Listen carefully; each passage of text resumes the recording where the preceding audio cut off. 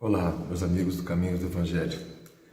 Hoje vamos refletir na nossa proposta de uma passagem do capítulo 11 do Evangelho segundo o Espiritismo, uma mensagem belíssima do Espírito Erasto sobre a lei de amor. Vou permitir ler alguns textos para a gente poder comentar juntos. Começa assim: o amor resume toda a doutrina de Jesus, porque é o sentimento por excelência. E os sentimentos são os instintos elevados à altura do progresso realizado.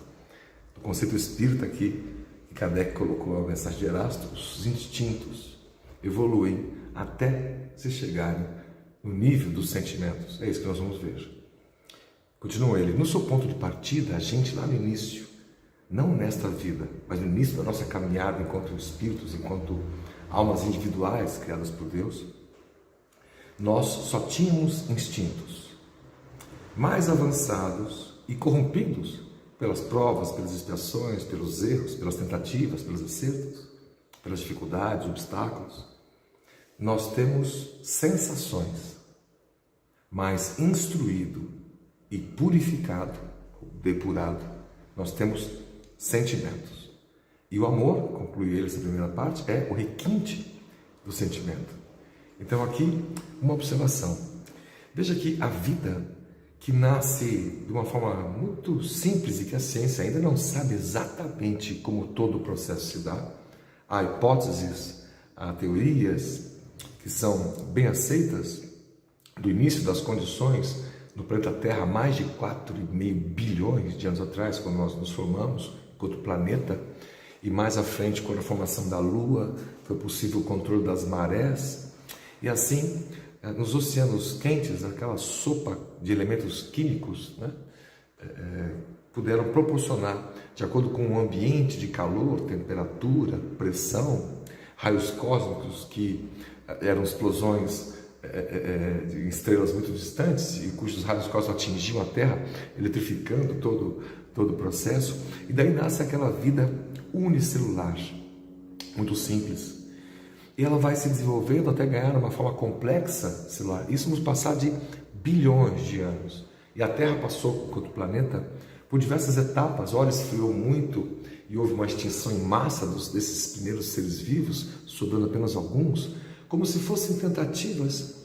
E na crença espírita, explicada por Kardec, explicada pelos espíritos, pelas obras de Chico Xavier, especialmente Emmanuel, André Luiz, nos dizendo que nesse início, esse plasma divino ali, havia a semente das formas de vida que um dia iriam existir.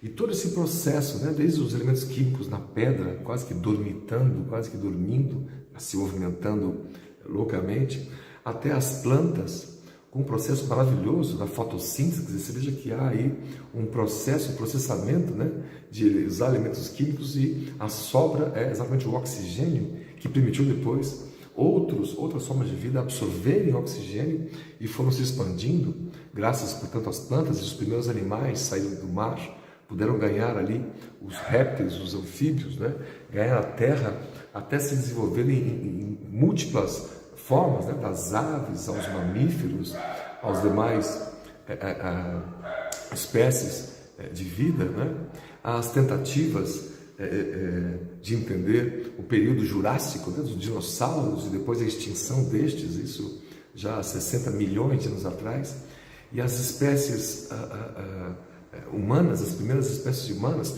pré-históricas, aprendendo a se comunicar, quer dizer, o centro da laringe se deslocando até onde hoje é a nossa configuração física mais usual, depois que ficamos bípedes, E até ali nós fomos ganhando um corpo de uma série de instintos vinculados ao corpo, de defesa, de reação. Aprendemos a piscar quando alguma coisa invade o nosso olhar, ali muito perto, Os processos, o metabolismo do próprio corpo, são automatismos que a gente não precisa pensar e raciocinar. Agora eu vou fazer o metabolismo, agora eu preciso respirar, agora eu preciso piscar, eu preciso me defender. O corpo tem todas essas reações aprendidas ao longo de bilhões de anos de existência. E em algum momento, que nós não sabemos como, dizem os espíritos ainda, por Deus, são criados os indivíduos simples e ignorantes, eu, você e cada um de nós. recheado de instintos, que é o que diz aqui a mensagem da lei do amor. No início nós só tínhamos instintos. E o instinto é algo altamente positivo, devíamos confiar mais neles. Nós temos um instinto de conservação, de defesa, né? Essa série de proteções que nós temos, essas primeiras sensações, né? Isso nos definia, nos faziam caminhar, agrupar em famílias e, portanto, nos desenvolvemos enquanto sociedade, respeitando a liberdade do outro, de acordo com a nossa liberdade, criando regras e regulamentos para que a vida em sociedade fosse possível, senão seria caótica se cada um fizesse o que quisesse, na hora que quisesse, né? Imagina, não haveria trânsito, não haveria emprego, relação emprego, renda, trabalho, né? Com disciplinas e metas a serem cumpridas na própria vida, né? Que nós temos hoje e como conhecemos hoje, ainda em evolução. Os instintos são, portanto, especiais e denotam a nossa criação enquanto indivíduos, cujo aprendizado dos automatismos, metabolismo, respiração, o piscar, etc., já foram adquiridos em etapas anteriores do processo da vida, de forma divina, que nós não sabemos exatamente como isso acontece, mas é incrível imaginar a beleza disso tudo, não só diante da ciência, como olha para a vida, mas quando vem a espiritualidade, dizendo que o mundo não se formou por acaso. Jesus e os seus anjos, arquitetos espirituais, estavam projetando as formas, cada forma de vida foi pensada, projetada, cada flor, cada pétala, cada animal, né? Cada sistema de vida, cada chuva, cada onda do mar, cada deságue de águas de um rio no oceano, foi pensado para que a vida pudesse existir da forma que existe hoje, e a gente pudesse, quando mais evoluídos, poder conquistar e poder aprender a co-criar, lidar com a natureza, com o ambiente, com as pessoas, né?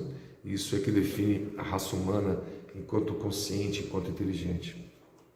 Então, é interessante que se nessa passagem, né, nós entendemos que o amor, ele abre isso, é o sentimento por excelência. Nós atingimos esse amor lá atrás, começando aqui, né, com um processo de instinto. Mais à frente, ele diz: a lei do amor substitui a personalidade pela fusão dos seres e extingue as misérias sociais. Feliz daquele que, sobrelevando-se à humanidade, ama com imenso amor os seus irmãos em sofrimento.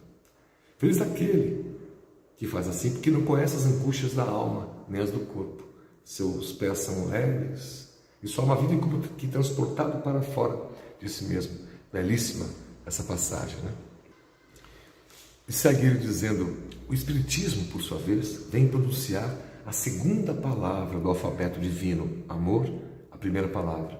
A segunda palavra, ficai atentos, diz ele, porque essa palavra levanta a lápide dos túmulos vazios, é a reencarnação. Reencarnação.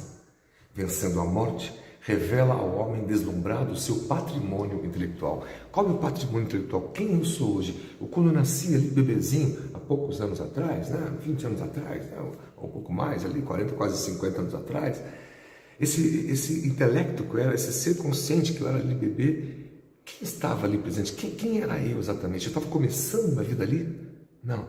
A reencarnação nos ensina que nós já viemos de muitas outras vezes, desde essas épocas pré-históricas, quando aprendemos a falar, depois de grunhir, dominamos o fogo e fomos desenvolvendo nossas habilidades sociais, cognitivas, de conhecimento, conscienciais, e até nossa relação com o cosmos, as relações religiosas que nos religam, né, nos ligam a uma forma mais transbordante de ver a vida, que não só fechada no nosso planeta, né, mas não só imanente dentro de nós, mas também transcendente fora de nós, todo o nascimento e as posturas religiosas. E é assim que nós nos desenvolvemos, graças a Deus, né, que criou este modelo maravilhoso, que esse princípio espiritual que somos nós, como quando em contato com a matéria, que é o corpo, quando nascemos, nós temos que nos movimentar, temos fome, temos sede, temos anseios, e esse impulso para o movimento, que se fôssemos só espírito, sem precisar comer, sem precisar dormir, sem precisar respirar, sem precisar... Não haveria como evoluir. Veja, nós nasceríamos, graças por Deus, estacionários. Quando em contato com o corpo, na reencarnação, a gente avança. E nesse processo, diz a frase mais instruído mais avançado e corrompido, nós temos sensações, né? O saciar a fome, o saciar a sede, né? Os prazeres do corpo, os prazeres do mundo, que nos produzem as sensações, não só de frio e calor, mas aquelas que também produzem as emoções humanas. E aqui temos no anteparo. Emoções não é sinônimo de sentimentos, né? As emoções são um reflexo no nosso corpo, daquilo que sentimos, daquilo que pensamos, né? Se nosso sentimento por alguém é de saudade, né? De relembrar alguém nesse sentido, a emoção que pode desaguar ali é exatamente, né? Uma certa ansiedade ou eventualmente uma tristeza, né? E são essas reações emocionais que nós temos, que apresentamos no dia a dia. Podemos acordar mal-humorado, emoção, né? A gente toca o pé na pedra, fica com raiva, alguém nos fecha no trânsito, o ônibus atrasa. São emoções, é a raiva, né? Nós podemos um dia ter uma notícia legal no trabalho, alguém nos elogiou, a gente fica feliz, alegre, parece que ganha um dia. É uma emoção, é a alegria, né? E assim por diante. As diversas emoções têm que ser por nós analisadas. Nós somos esse conjunto de emoções, mas veja, nós não somos só esse conjunto de emoções. Isso é temporário, é passageiro, nós estamos evoluindo, né? Aprendemos a domar a raiva como emoção para ganhar um sentimento nobre de mudar as coisas, mudar o status das coisas, né? Aproveitar essa energia da raiva redirecionada, né? Para um sentido produtivo, que se possa produzir algo, que se possa criar algo, transformar algo, né? Nós podemos usar a emoção da alegria para nos dar mais força de seguir adiante, aprendendo a domar as nossas emoções, outras que nos sejam estar bem, de sentir-se bem, né? Isso desaguar no sentimento pelas pessoas, de nos interessarmos pelas pessoas. Quando um catador passa, qual é o seu nome, qual é o nome dele ou dela, quantos anos tem filhos, tem netos, estão precisando do quê? Não tem internet em casa, como é que os filhos e netos fazem lições escolares se não tem internet, não tem computador? Algo que eu possa fazer, ir além, como diz Jesus. Se alguém lhe pede para caminhar 1000 passos, vá 2000, faça mais. Que esse está o ensaio que nos transporta das emoções para os sentimentos, né? E mais avançados, corrompidos, só temos sensações. E mais instruído, conhecimento, instrução, né?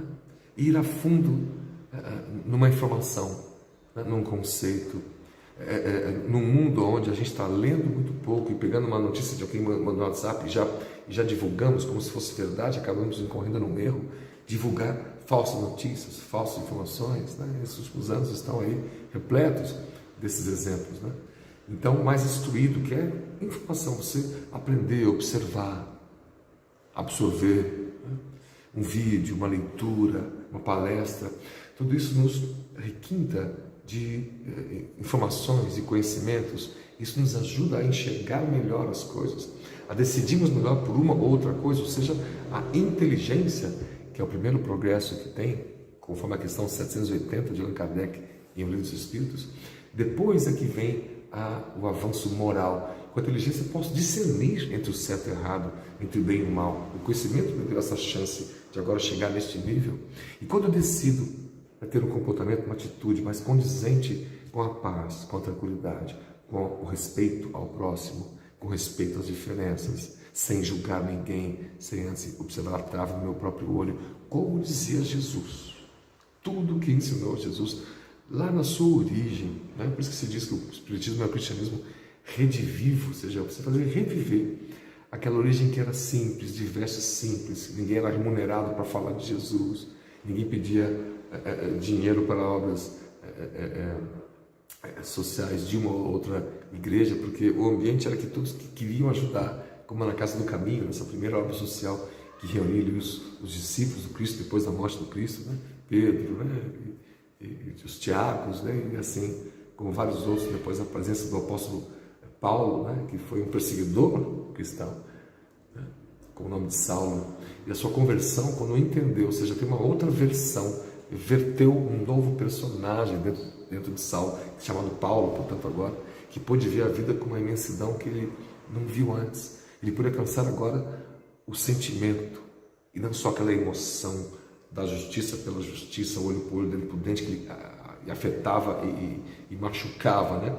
E matava, como matou Estevão, os cristãos, com um julgamento deles, né? Equivocado, né? E fez Estevão um mártir, uma alma generosa, que depois, por muitos anos, foi um dos seus guias nas epístolas que ele escrevia. Isso é maravilhoso, né?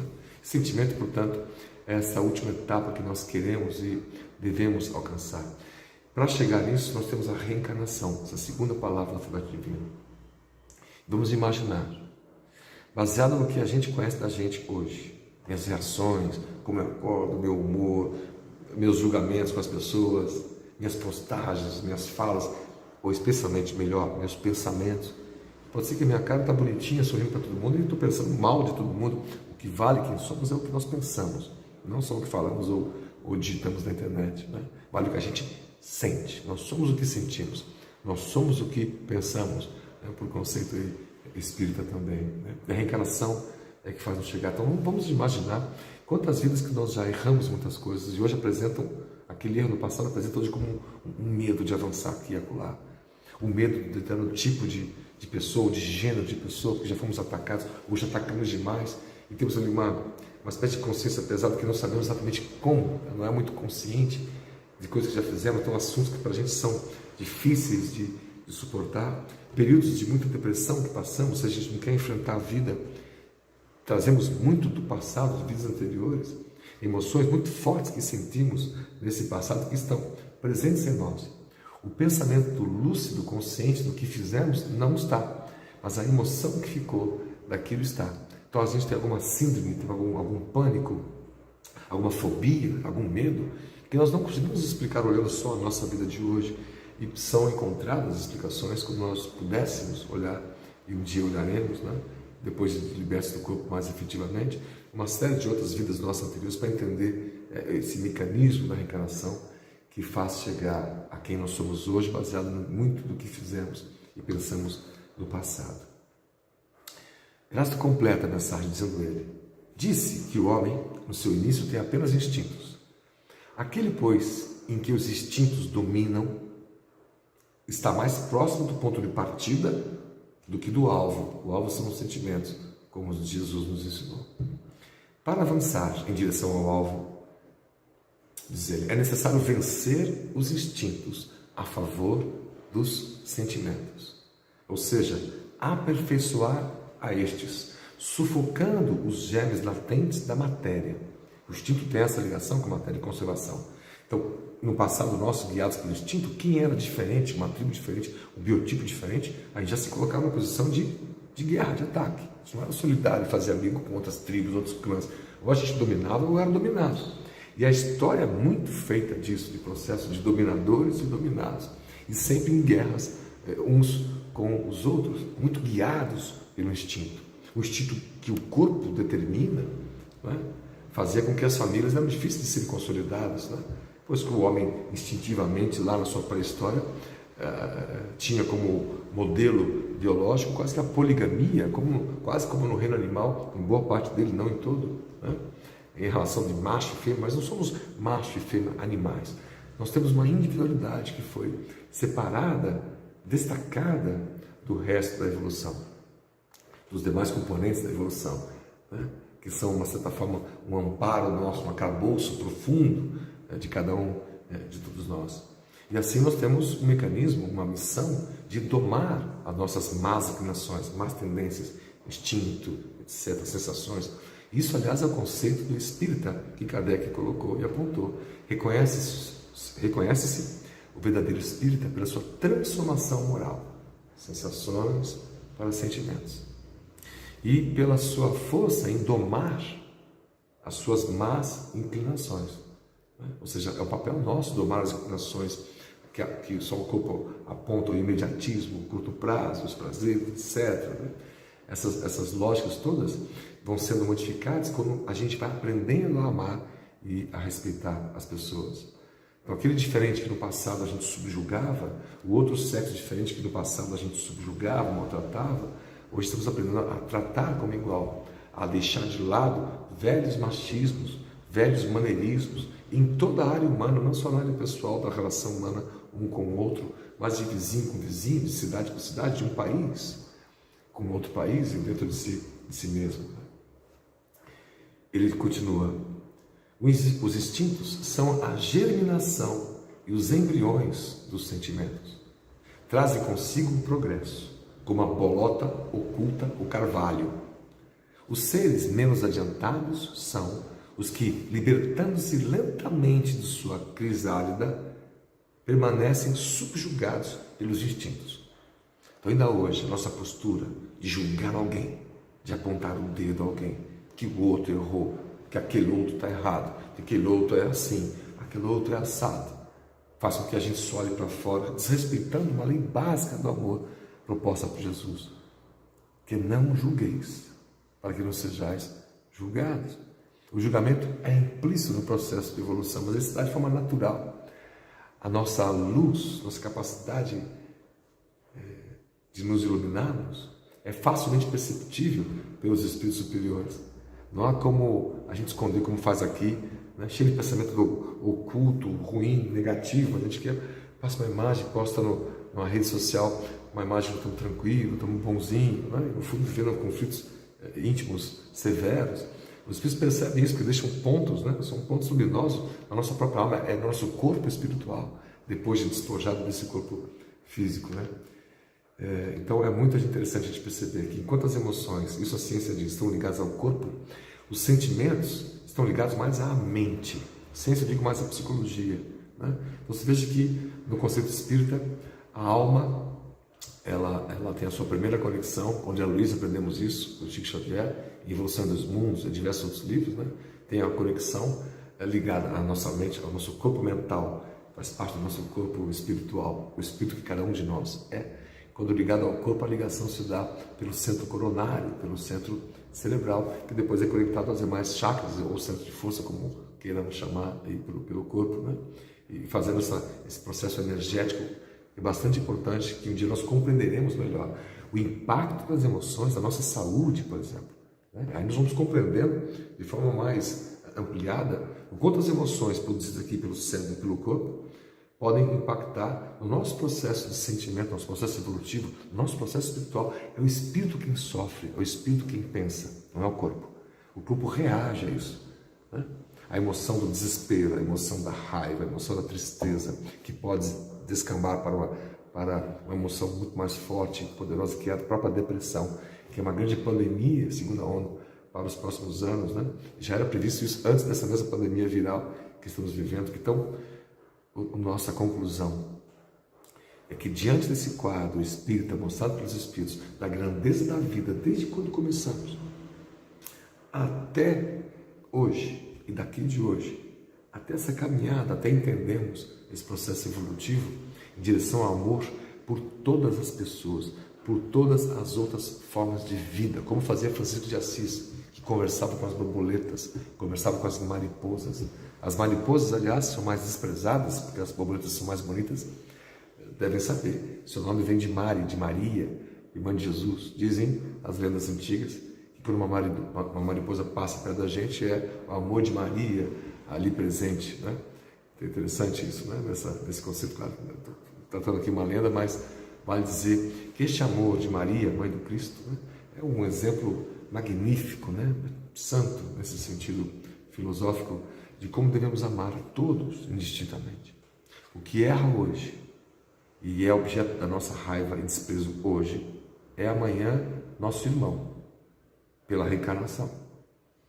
Já é nosso irmão hoje pela filosofia cristã, mas como a gente não consegue tratar ele como irmão ainda por causa das diferenças todas, né? Dos abusos, dos preconceitos, os racismos, as inverdades, esses descalabros que eventualmente um ou outro de nós acaba cometendo porque apaixonados pelas diferenças ideológicas, políticas, filosóficas, religiosas, acabamos nos atacando, apontando para os outros uma série de dedos, ao invés de fazer uma reflexão íntima, pessoal, de quais são os sentimentos que eu tenho, por quem que eu tenho, como eu nutro isso, como eu alimento isso, como eu faço isso crescer, né? Então, lembrando que os sentimentos são você.